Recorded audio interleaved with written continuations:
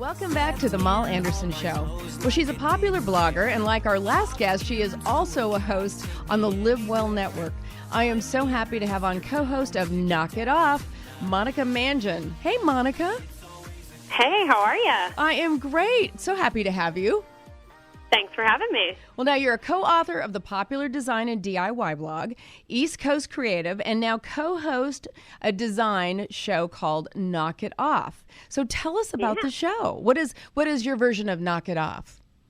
All right, well, my version of Knock It Off, Jess and I are super excited about this show because we feel like it is for the real deal homeowner. It's not for someone that has $1 million budgets and to work on their McMansion.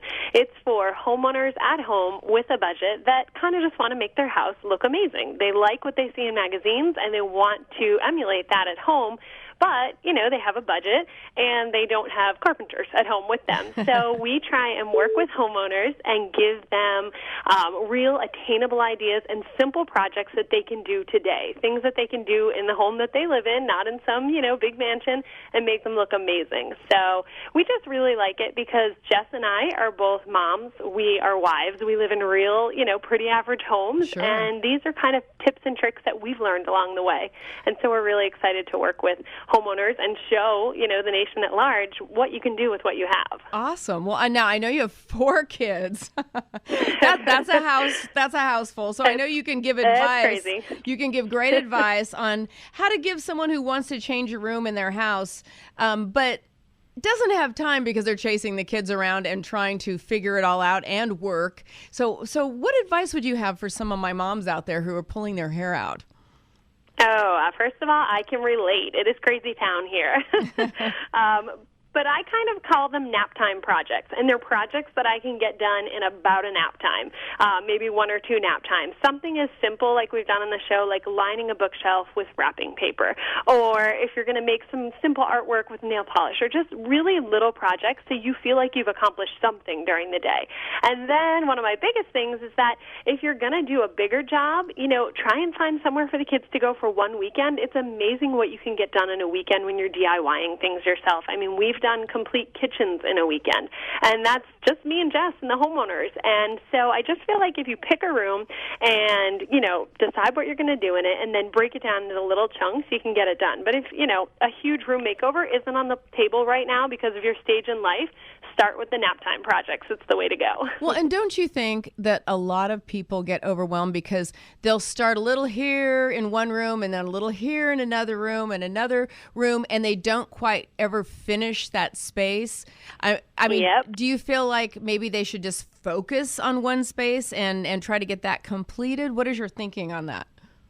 My personal thinking is I'm a room at a time girl. I want to get one room done and have it look amazing before I move on. But it's a personality thing because Jess, my co-host, has about 40 different projects going on in 10 different rooms all at the same time. Like she said she gets every room to about 75%, but that just works with her personality. So I kind of think you have to know yourself a little bit and then be okay if you only can get it to 75%. That's okay. That's you.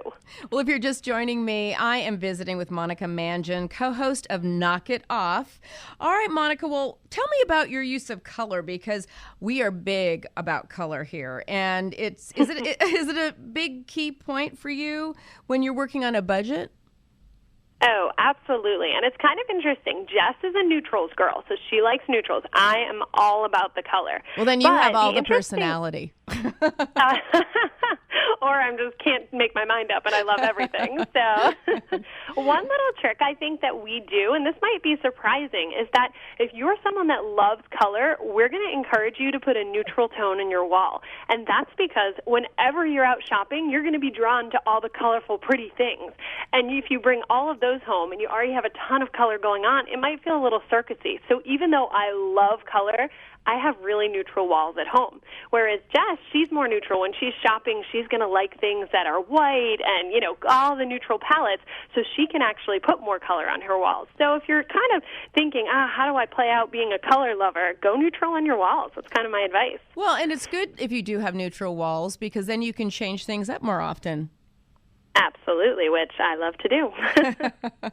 Well, so tell me, I mean, what is the one thing you would suggest to my listeners? Because I have people who call in and they'll be like, "Oh my God, I've got so many pieces of furniture. None of them go together. None of them make sense. Where do you start? How do you do that? How do you weed it out? What do you keep? You know?" Right. Well, I think you want to keep the pieces that function for you and the pieces you love, but I would say don't be afraid to change them. I think in every single episode of Knock It Off, we have upcycled a piece of furniture that the homeowners owned or that we picked up at a thrift shop. So I think, if you've had this vanity forever and, you have to have it, but you just don't feel like it works with your style, don't be afraid to paint it. I mean, there are so many awesome products right now on the market for painting furniture and, swapping out the hardware. Don't be afraid to change what you have just because it's what you've always had for so long. And I feel like you can get a really nice, cohesive style. And, we've done that in a lot of different rooms with different homeowners, and they've been so surprised that, their pieces of furniture had such potential. Well, don't you think, or maybe you can share with us an episode possibly where you saw the greatest change in a space and then change in a life? Sure, absolutely. We had a couple that was on our show, and one liked industrial design and one liked rustic decor. And they had this absolute blank slate of a bedroom.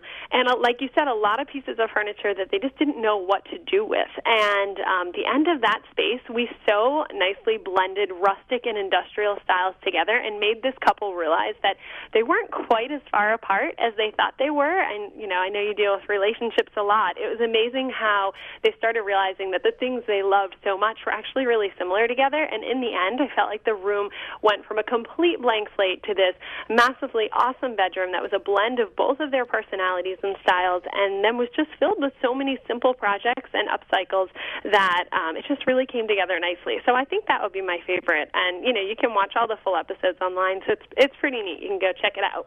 Awesome. Well, let's talk kids for a minute because, kids, I always tell people, it's just paint, folks. It's not a tattoo, I love to have kids really, be part of choosing their colors and loving their space and teaching them that at a young age.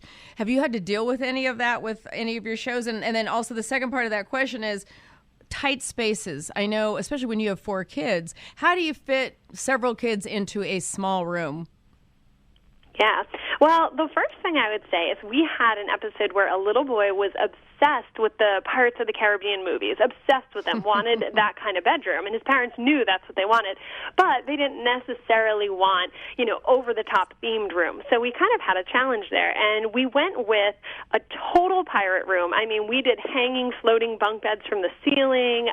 He had just planked walls everywhere, so it actually felt like you were in a ship, but at the same time, it was a room he could grow with, and it felt like, this is a space where mom and dad feel they could hang out and be relaxed in here too. So I feel like for me, I'm a mom, I have 4 kids, they're all into different things.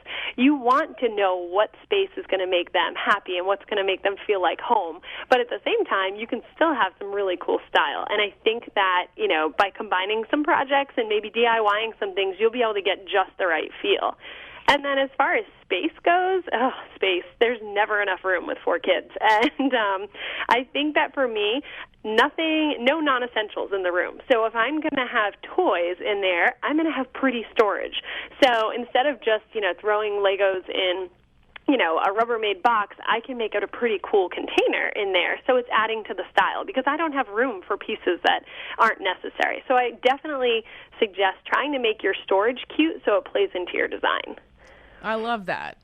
Well, we're always talking about balance, and you're a busy mom. So you're doing this show, and you're doing all this fabulous design work. I mean, do you ever have days where you just go home and go, oh, my gosh, I'm fixing all these places, and I've got to get to my storage area, or I've got to get to my bedroom. I mean, can you share anything real with some of my listeners so they don't feel so like, oh, my gosh, I can't do this? Oh, my goodness. Yes, please know that after we're done working with the homeowner for an entire weekend, I come home and it looks like a bomb went off in my house. I typically spend that makes everybody feel better. Days. Oh, absolutely. I spend the next 2 days cleaning and putting everything back together before I can even think about doing a project. And Jess and I joke, Jess just had a baby about a week and a half ago, and so we're off for a couple of weeks now. But up till then, we hadn't done a project in our own homes for what I feel like was like 5 months. months because we've been helping everybody else. So if you come in right now, you would not be very impressed by my house. You would see that we're just like everybody else. Well, we just have a minute. Can you share with us maybe, if you were just going to leave our listeners with one absolute important thing that they need to do in their space and that they can do this weekend, what would be the one thing they need to do more than anything? I think that you need to take a look around your space and find out what would make you love this space. Determine what you want it to be, because your home doesn't have to be what magazines tell you or even what Knock It Off tells you. It needs to be exactly what you want. And I think if you determine what you want, then you can go and get it. Watching our show, we'll show you how you can get it. But you want to make sure that it's just right for you and your family. Oh, well, that's awesome. Well, Monica, it is such a joy to have you. And how do we find Knock It Off on the Live Well Network? When do you air? We air Sunday nights at 7 p.m. Eastern, and you can also catch full episodes online. They even premiere the day before, so you can catch them there. Awesome. Well, check it out, everybody. Knock It Off on the Live Well Network with Monica Mangin. Thanks, Monica. Please come back and tell us about your next season. Thanks, Moll. Will do. Okay, take care.